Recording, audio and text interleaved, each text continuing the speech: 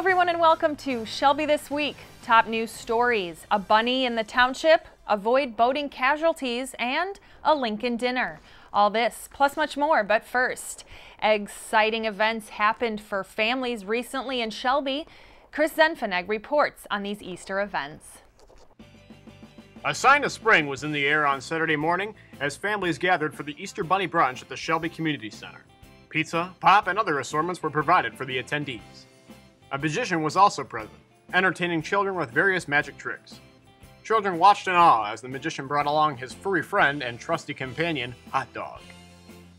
After the magic show, the Easter Bunny paid a special visit to the anxious kids.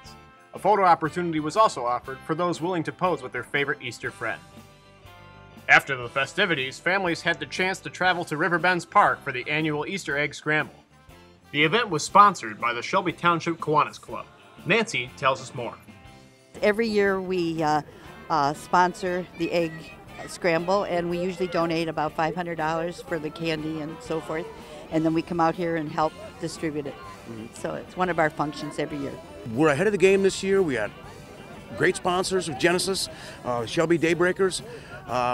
We've been doing this 20 plus years. I think we've got it down to a science. Being part of the community is really important to our credit union. We like to give back, and this is a great event for the community, so we wanted to be a part of it. Children's ages 3 to 5 were able to pick up their eggs with ease in the safe zone. Ages 6 to 10 were given the opportunity to race across the field, picking up eggs along the way. The competition was high and the ambition was extraordinary for those searching for the golden eggs. We do have some gold eggs for the larger kids. If they find a gold egg, they actually get a basket full of Easter goodies that's supplied by Genesis. The Easter Bunny also hopped over to Riverbend's for those who didn't have the chance to meet him from lunch. For Shelby This Week, I'm Chris Zenfeneg. All right, that was Shelby TV's cameraman, now turned reporter, Chris Zenfeneg on that report. First-time boaters and old captains attended a boater safety class at the Shelby Town Hall recently. The Marine Division teamed up with Shelby Township, where about 100 people were given important safety tips for boating.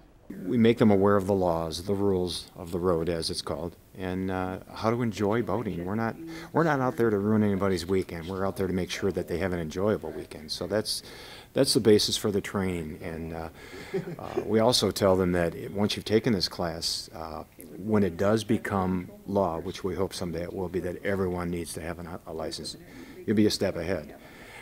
Also, you'll get a discount on your insurance having taken the class, so it's excellent. It's a fairly easy course, nothing very difficult about it. It's all pretty much common sense what we teach. So, the only new law that's gone into effect for boaters, the blood alcohol level changed. Last year's 0.1, now it's 0.08. It takes less alcohol in your system to become intoxicated on the water than it does on the road. So we caution everybody to be careful. We know people are typically consuming alcohol on the boat. So always have a designated driver to handle it. If you're the captain of that boat, you're responsible for everybody on that boat. Some life-saving tips for boaters: be aware of the water, check weather conditions before you depart, have a pre-departure checklist, use life jackets, and make sure you know how to swim. The Republican Party held a fundraiser here in Shelby and had an important guest speaker. Arthur Schink tells us more.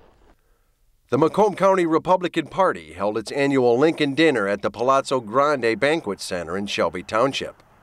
Local GOP members, young and old, came out to help raise funds for the party and the Republican pursuit of the 2016 White House. And as ranks begin to close on the frontrunners for the last piece of the GOP's trifecta of control in Washington, D.C., Macomb County is once again looking like an important place for that last piece in the national election scene. The night's guest speaker, New Jersey Governor Chris Christie, who many believe to be a frontrunner for the Republican nomination for president in 2016. But as I traveled around the country, what I learned was that when the press talks about the idea that the American public, that the American voter is angry, I think they're wrong. I don't see a nation filled with anger right now. I see a nation filled with anxiety. And that is a different emotion, a much different emotion than anger. It's best personified by a woman that I met in Vero Beach, Florida, when I was campaigning for Governor Rick Scott for re-election. she said, "And I have a question for you." I said, "Sure, go ahead." She said, "What's happened to our country? We used to control events. Now events control us." I think that summarizes better than anything else the mood and the anxiety that our country has today. The president sold the American people a bill of goods in 2008. He said that America was the cause of violence in the world. That if America would pull back from Iraq and pull back from Afghanistan and travel around the world to make some nice speeches and tell people that we like them, that the world would be a more peaceful place and that we would be more respected. How do you think that's working? I have never seen this world in my 52 years to be a more dangerous place, in more places around the world. And let me be very clear why I think that is. When America doesn't lead, bad people with bad intentions do lead. We need a leader in the White House once again who knows how to lead America and lead the world. Not only did Governor Christie go after the White House and what Republicans believe was a lack of leadership in the turmoil that is the Middle East, he then went on to address North American energy and how it might help fight battles against old foes. We know needs to be done. We know we need to have a national energy policy. This country is sitting on top of an energy revolution, a revolution that will make our country more affordable and more prosperous and allow us to play a bigger and more stabilizing role in the world as an energy exporter. Imagine what we could do in Europe right now if we said to our European allies, don't worry about energy from Russia.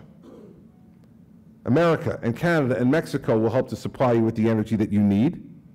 And as a result, we can tighten sanctions on Mr. Putin. And if he decides he wants to play more adventurism, he'll pay a price for that.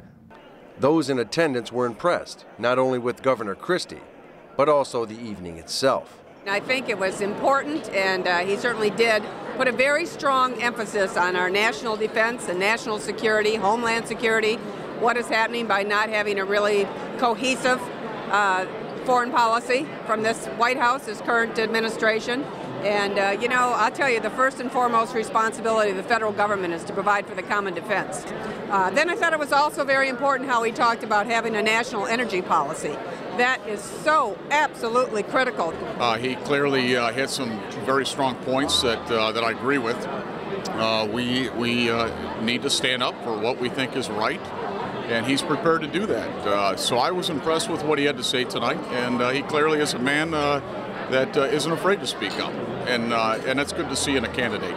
He had this crowd going, no question about it. You know, what I was really, really impressed by is he had no notes. It was all passion. He had some great ideas, and I wish him the best. And I also want to say the Macomb Republican Party did a fantastic job with this function.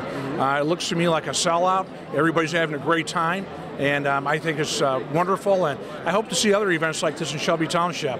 Absolutely from the heart. He was just right to the point. He had a wonderful message, and I think all of that sincerity that we see on television was so exciting to see firsthand here in Shelby Township. And what a great event, classy as always here at Palazzo Grande, and a large turnout. Yes, well, I am a finance chair for the Macomb County Republicans, and through the leadership of Linda Torp, who is our chairwoman, we had a great team assembled, and it was just our goal to, you know, have it here. We love Palazzo. It puts on, as you say, a very classy event. Jimmy LaHood was wonderful to work with, and you know, we went out selling tickets at a goal of 800 people, and truly, Chris Christie brought out the best of the best. So we put a lot of work into it, but he really sold it for us, and we're just pleased with the entire event. This country is worth fighting for. We need to turn it around. And if you stand with me, I will stand with you, and we'll retake America again. Thank you all very much. Appreciate it. A key note to keep in mind right now is that currently Governor Christie is yet to announce his bid for the presidency. But being known for his straight talk and blunt ways, you can expect Chris Christie not to test the waters for too long before jumping in. For Shelby This Week, I'm Arthur Schenk. All right, Arthur, thank you for that report. Up next, businesses pay the price for road construction and active shooter situation at a local elementary school. I'll tell you more.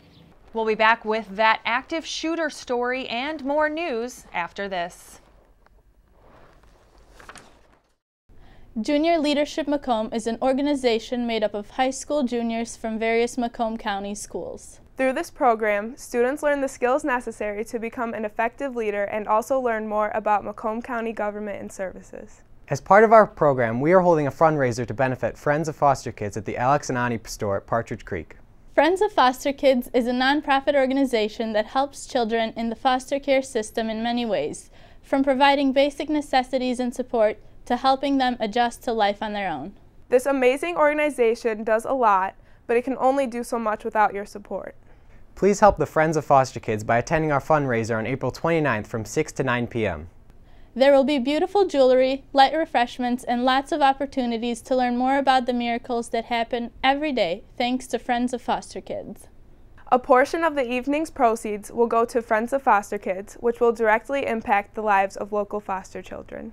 For more information on the Friends of Foster Kids fundraiser at Alex and Ani on April 29th, you can call 586-307-GIFT or visit Friends of Foster Kids on Facebook.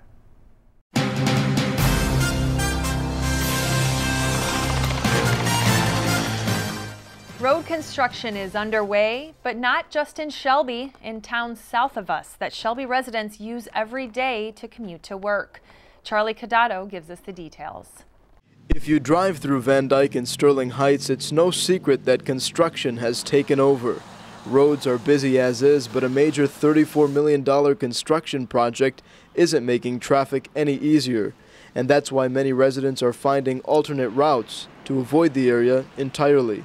The road construction projects are even affecting local businesses. Ike's Restaurant in Sterling Heights says he's seen a drop in business since the construction has begun. People trying to avoid Van Dyke right now, and this makes our lunches drop. People who has limit time to come for lunch, definitely they avoid to be on Van Dyke right now. We hope when the weather get nicer, if they can work overnight, that would be good too. It will help to wrap this project very fast. Back in Shelby, storefront businesses are also feeling an impact as road construction projects continue in the area.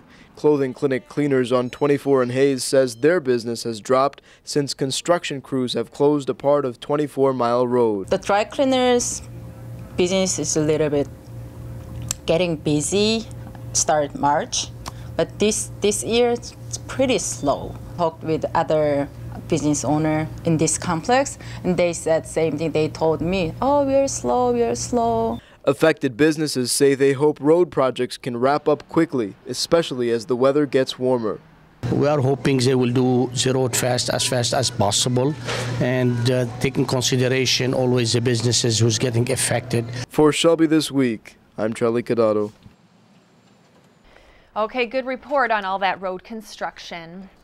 Here's a good number to report. Michigan's unemployment rate's the lowest it's been in 14 years. Thanks to the auto industry, Michigan's unemployment rate is 5.9%. Last year at this time, it was 7.8%. Analysts show growth in the private sector with a slight drop in government positions. Governor Rick Snyder said recently 400,000 private sector jobs have been added since 2010. Shelby's finest are getting the best instruction to keep us all safe. Nick Buckler reports. Police officers rush inside of a local school as gunshots echo throughout the hallways.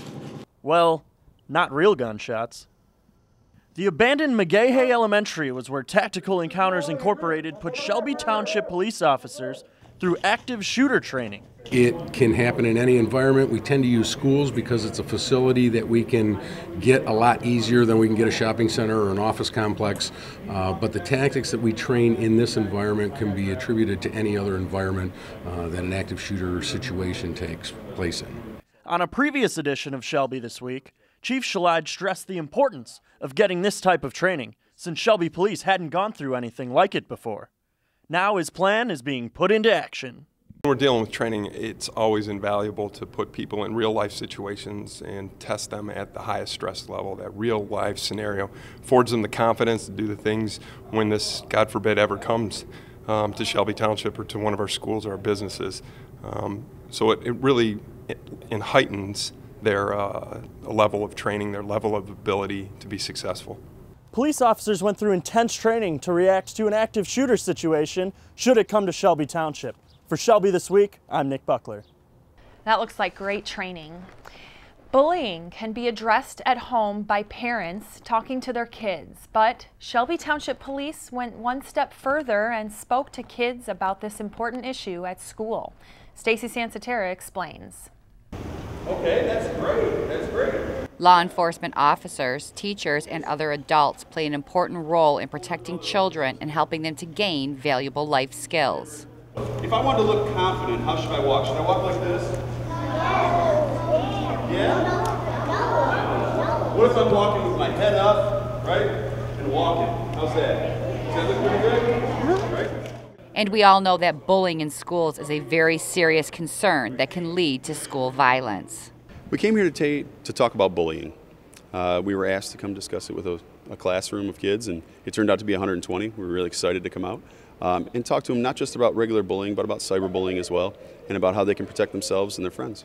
Cyberbullying is the use of technology to harass, threaten, embarrass, or target another person. And school life is being transformed by technology and social media sites. The message against bullying is an important lesson to learn. It really helped the students get some tools that they can use. They're very sophisticated with their use of the internet and social media, but they're still learning how to do it safely. And I think that this just gave them some realistic tools that they can use to help keep them safe online, but still also enjoy it. And the fourth graders at Beacon Tree walked away with a lot to think about. I learned that it's always good to tell an adult if you're getting bullied and if anything bad is happening, to make sure you stand up to the bully and tell somebody about it.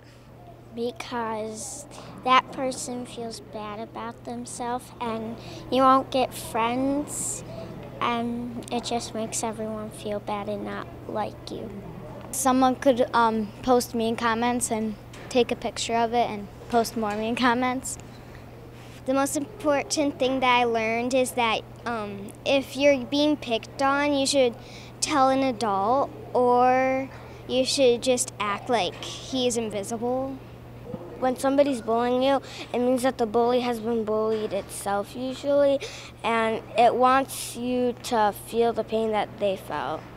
Bullies have been around forever, but technology now gives them a whole new platform for their actions.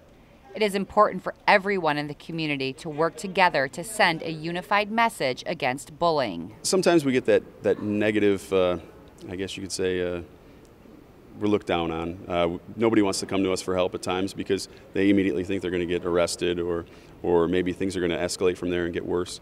But we are here to help, and it's important for us to get our faces out in the community so that they know who we are and that they're not afraid to come talk to us. For Shelby This Week, I'm Stacy Sansatera. Looks like it was a great message for those kids. We've received calls about a local man who was killed at his party store in Clinton Township. Emil Salim, age 50, owner of Bernie's Party Store on Garfield and 17.5 Mile, passed away after a shootout with a suspect who tried to rob his store last Thursday night. Salim's a resident of Shelby Township. Salim's neighbors, friends, and family had nothing but wonderful things to say about him. He was a giving man, a family man, and a hard worker. Police have arrested 2 people in Salim's death. Shelby neighbors say he will be greatly missed. Some expensive laptops were reported stolen recently from the Shelby Senior Center. Police reported that in mid-March, 3 laptops in a senior center classroom that are used for a computer class were stolen from that room. If you have any information about who might have stolen these laptops, call Shelby Police. A long list of honorees has a Shelby man's name on it. It's the Pittsburgh Carnegie Heroes Fund, and winners of the Hero Medals were formally announced. 17 heroes are on the list. Each heroic act is different. There's one heroic story that's close to home. Patrick J. LaRose, age 38, of Brooklyn, New York, saved an 11-year-old boy from drowning when he fell through the ice on Crystal Lake at 23 in DeQuinder. The Carnegie Heroes list is a great list to be on. Congrats to Patrick J. LaRose. The Shelby Fine Arts Society is on a mission to find more members for their wonderful artistic group. John Martin explains more about the society. On Wednesday, artists from the Shelby Fine Arts Society were busy bringing in their work to be hung and exhibited in the lobby of the Shelby Town Hall. Well, we meet once a month from September through June, and then we have, at the present time, 3 art displays a year. This one in the municipal building. In the summer, we're at the Shelby Township Art Fair, and in the fall, we're in the library. Now, if somebody wants to join this Fine Arts Society, what should they expect as far as activities and things going on?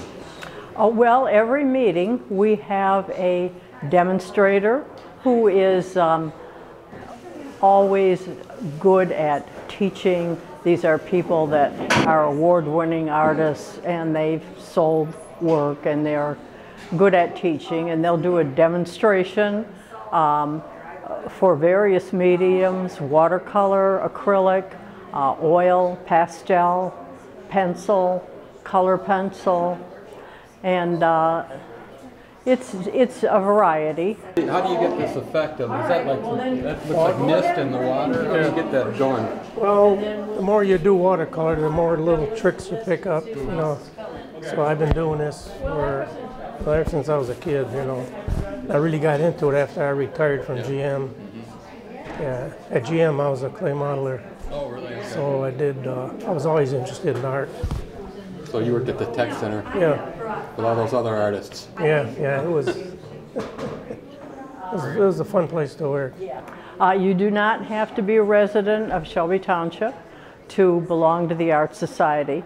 To be an officer, you do have to live in Shelby Township.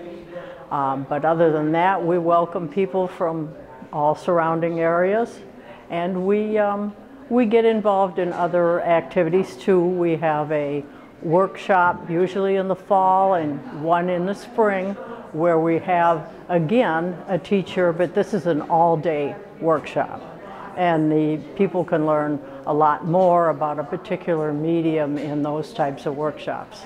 The show will run through April 29th. Artists of all skill levels are invited to join the Shelby Fine Arts Society. Call Carol Courier for more information at 586-566-7544. For Shelby This Week, this has been John Martin reporting. Don't forget to check out all that artwork at the municipal building. In health news, studying speech patterns of a former president detect early signs of Alzheimer's disease. President Ronald Reagan was diagnosed with Alzheimer's in 1994. A new study analyzed speaking patterns of the late President Reagan and George H.W. Bush during their terms in office. Research showed that there were subtle changes in Reagan's speaking patterns during his presidency in 1981 to 1989. Reagan's speech used repetitive words, substituted nonspecific words like the word thing for nouns, and declined the use of unique words. On the other hand, Bush, who does not have Alzheimer's, did not show a change in his speaking patterns during his time in office. Algorithms were used to analyze this study. Early detection is key for future treatments of Alzheimer's. And now it's time for our Did You Know segment of the news. Here, we're comparing the price of ink. Did you know an HP printer cartridge has gone up in price? A study took the cost per ounce price of one of HP's more expensive inks to some of the world's priciest food items. So, did you know HP printer ink costs $110 per ounce? Compare that to Screaming Eagle Cabernet Sauvignon 2012 wine, $100 an ounce. And fresh black truffles, $95 per ounce. How about $78 per ounce for caviar and $25 per ounce for Japanese beef for shabu shabu? Well, ink, precious ink, you're worth every drop. Up next, we'll give you all the April information you need to know. Stay tuned.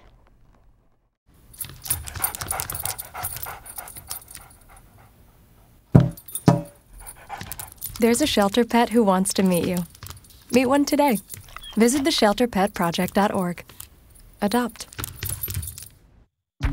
People think I'm trash. they're wrong. Today I'm just an aluminum can, but one day I could be a stadium.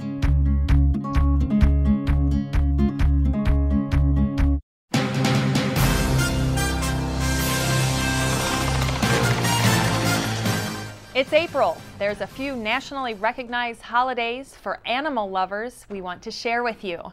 Starting with an important one, National Pet Day. National Pet Day is April 11th. Next, Adopt a Shelter Pet Day. That day is April 30th. Then there's National Hug Your Dog Day. That huggable day is April 10th. These are all great days to remember, and the entire month of April is Animal Cruelty Prevention Month. And that's Shelby This Week. You can watch us online all the time at shelbytv.org. And remember to check us out on Facebook at facebook.com/ShelbyTWPTV. Thanks for watching. 'Cause I never felt so free. It was just my dog and me.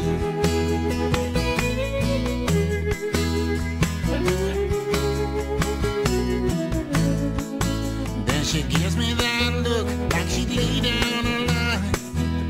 No doubt she would in a minute, man. She'd face the bullet, oh she'd face the knife, just to keep my butt from the frying pan. Now she's running up ahead to chase some deer. Comes back to tell me that the coast is clear. It's a different world.